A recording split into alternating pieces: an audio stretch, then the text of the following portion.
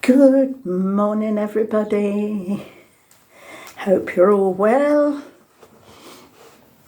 Good morning, say good morning, Autumn. Well, I've just come on here very quickly, just to answer a question that I received. Please hit that subscribe button while I think of it. Really, please. I'm trying to get up to 1,000 subscribers. So please hit that subscribe button now if you like the content. So I've had a question. Somebody has asked me, can spirit communicate when they first pass over? Well, everybody's different. Stop licking my arm, you. Loads of kisses, baby. I know, darling, I know. When people pass over, everybody's different. So it depends very much on the spirit himself. I'm going to just say him as an example, but and it also depends on the beliefs that they're holding at the time of passing. Some people believe that they're going to go straight to heaven, but they've got to get to the pearly gates first of all, and that is what they'll see, and others, they'll see whatever's in their mind if it's imprinted in their mind. But I do know through my own experiences, and you can only ever talk through your own experiences, that yes, they do communicate. Some do immediately after death. And I'll tell you also of one experience that I've had, because I have communicated with people who are on their way, on their journey into so-called death. It's just a different dimension, really. But I remember in the early days when I was first developing my clairvoyance, and I had a friend, and she used to invite her friends round, and I wasn't always aware that she was going to do this, but she did, her friends and perhaps a few family relations, and then I'd have coffee and we'd get chatting, then she'd say, oh, come on, have a little practice. Oh, thank you. So up I'd get, and I'd do readings for everybody round the table, go to each person and do readings, spiritual, spirit readings for people who were sitting round the table. And I came to one person, and I had a lot of evidence for this person hadn't quite passed over. He was very ill. He was actually having had the Macmillan nurses in and everything else, and was having injections, just as he was on his way to keep him out of pain, and he was unconscious, if you like. And it became apparent that I was actually communicating with this gentleman, and I received a lot of accurate information. Now, he hadn't quite passed over, but he was in between stages of being here and being into the spirit world, going into onto the next, I'm not going to say plane, because I like to use ordinary language, plane. It sounds as if we're on an aeroplane going somewhere. But, on his way to another dimension, you see. So, which we call the spirit world. Okay, so it wasn't just, you couldn't say that I was picking these things up from his mind, from the recipient's mind, I mean, who I was reading for, because he said something which was quite surprising to the man that I was reading for, and he told him to look in the drawer in the sitting room and that he would find something. I explained everything at the time. I'm talking about 30 years ago, for goodness sake. I just trying to remember and trying to recall the facts.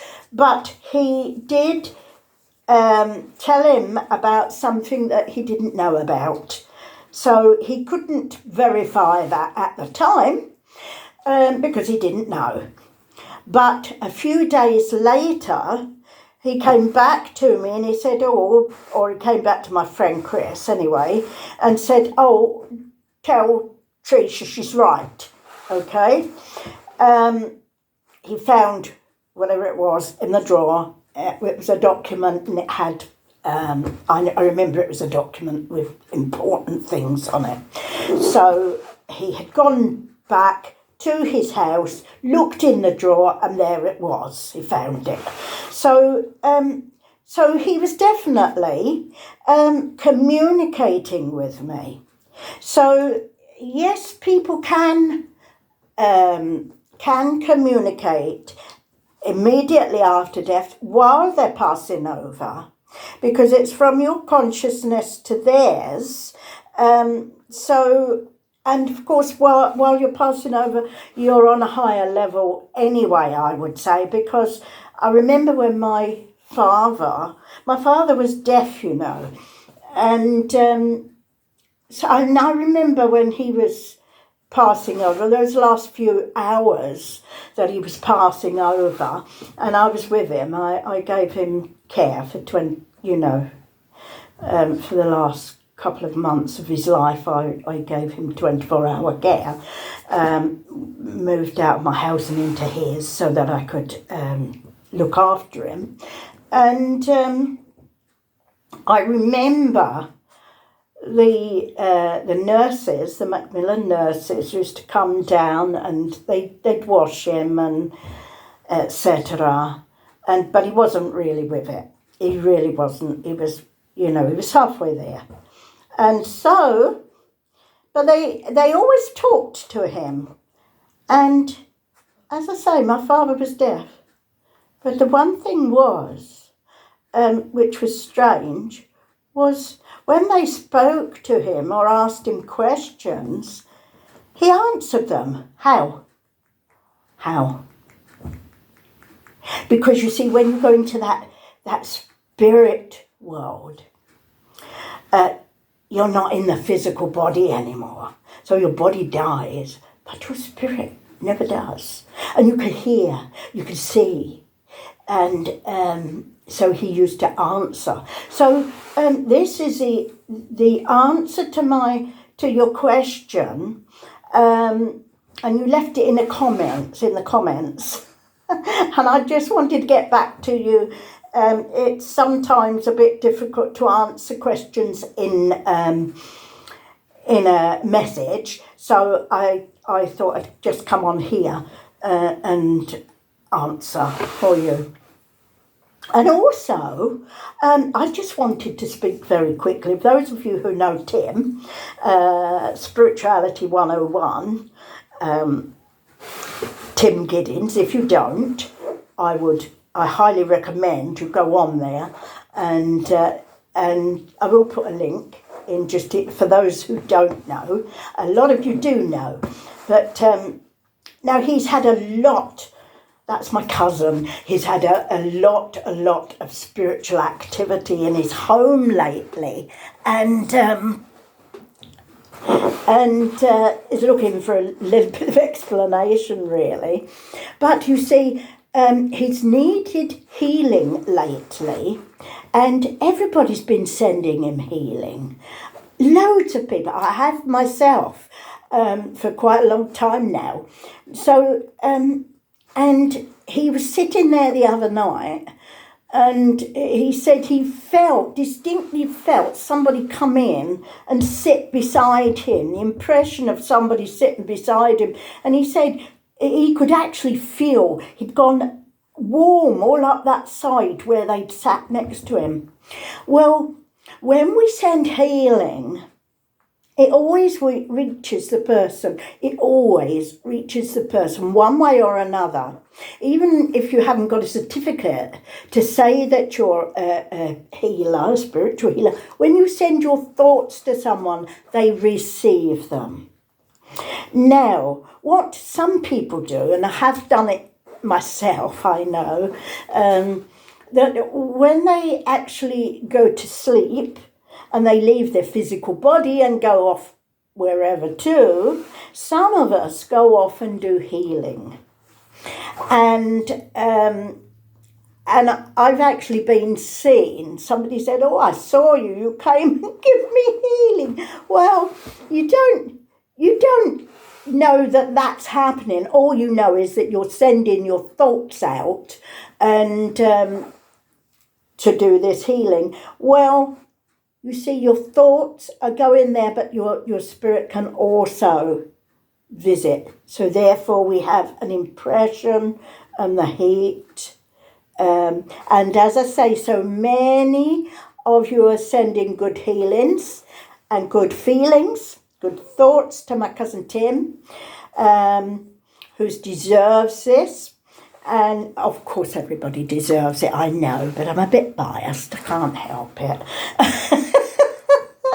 So he's definitely receiving the healing. And let me just say a little bit about healing here while I'm here. Just let me say a little bit about healing is that when we do some healing on somebody, it doesn't always take the pain away or the situation that a person is in. Now, it's not that the healing isn't working.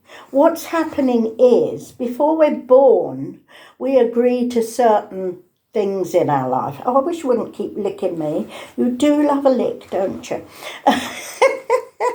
We do. We plan our life out according to the lessons, if you like, lessons on earth. We all have different things that we have to go through.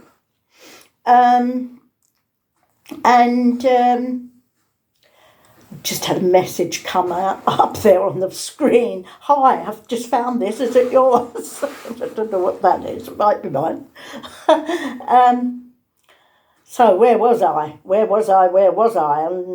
Until I was interrupted. Well,